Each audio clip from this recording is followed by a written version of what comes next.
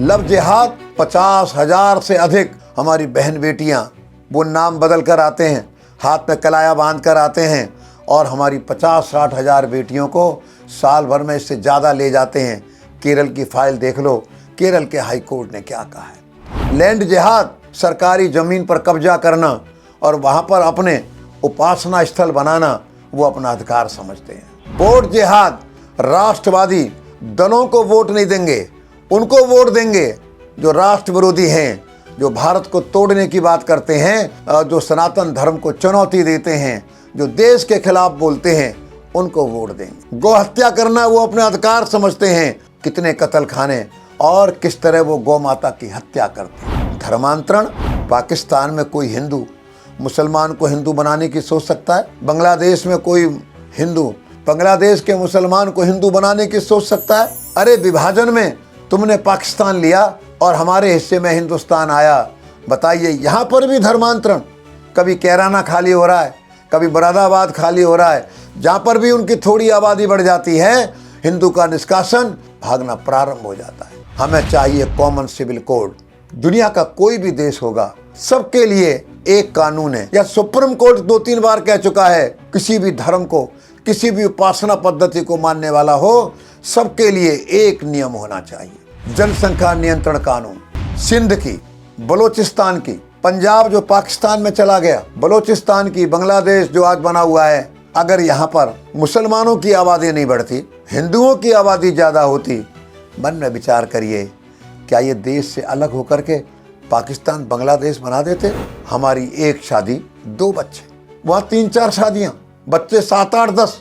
अब इतना तो विचार करो, कम से कम आने वाले 8-10-15-20 साल में देश जाएगा कहाँ? आज़ादी के समय उनकी आबादी देश में 3.5 करोड़ मुसलमान रह गए थे, आज 25 करोड़ के लगभग उनकी आबादी हो गई। 10-15 साल में कहाँ जाएगी? ये देश नहीं चला जाए, अगर ये इसकी चिंता हमने नहीं की, ये देश को बचाना मुश्किल हो जाएगा।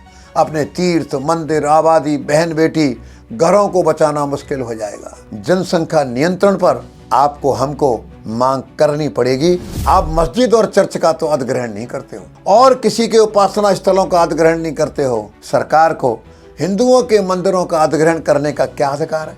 और वो भी वो बड़े मंदिर जो जरा ठीक चलते हैं। हमारे लाखों मंदिर जो घाटे में जाते हैं, जहाँ पूजा के लिए भी इतना चढ़ावा नहीं आता कि पूजा और पुजारी की चिंता कर सकें, तुम उनको ले लेते हो और उनके चढ़ावे को दूसरे धर्मों के लोगों पर खर्च कर देते हो।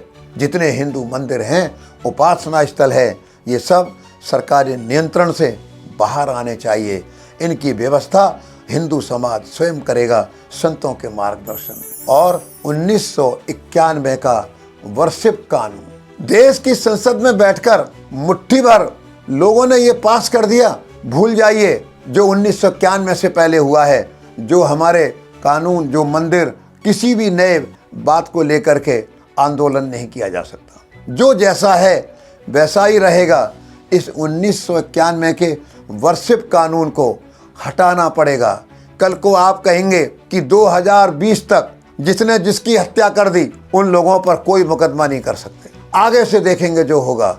लेकिन 1947 से पहले जो भी पूजा के स्थल हमारे तोड़े गए, उनके लिए आपको कानून बनाने का कोई अधिकार नहीं है। मैं आप बहनों और भाइयों से फिर याद दिलाता हूँ, डुबकी लगाएंगे, संतों के दर्शन करेंगे, जीवन धन्य हो जाएगा। लेकिन अगर इन बातों के लिए जागृति नहीं आई, हमारे अंदर आग पैदा नहीं हुई, हम इसके लिए अड़े नहीं, इसके लिए खड़े नहीं हुए, तो आने वाले 10-15-20 साल में देश का भविष्य कैसा होगा, इसका चिंतन कर लेना। आज से 143 वर्ष पूर्व जो कुंभ लगा था, उसमें 8 लाख लोग आए थे। हमारी जनसंख्या 22 करोड़ के लगभग थी। खर्च हुआ था प्रशासन के 20,888 रुपए। और 1906 में जो कुंभ लगा, 25 लाख लोग आए थे, खर्च हुए थे 90,000 रुपए। 1918 में जो कुंभ लगा, 30 लाख लोग आए थे, खर्च हुए थे 1,37,000 रुपए। और 2013 में 10 करोड़ से अधिक श्रद्धालु आए थे। आज 2025 में 65 करोड़ क्रॉस कर चुकी है।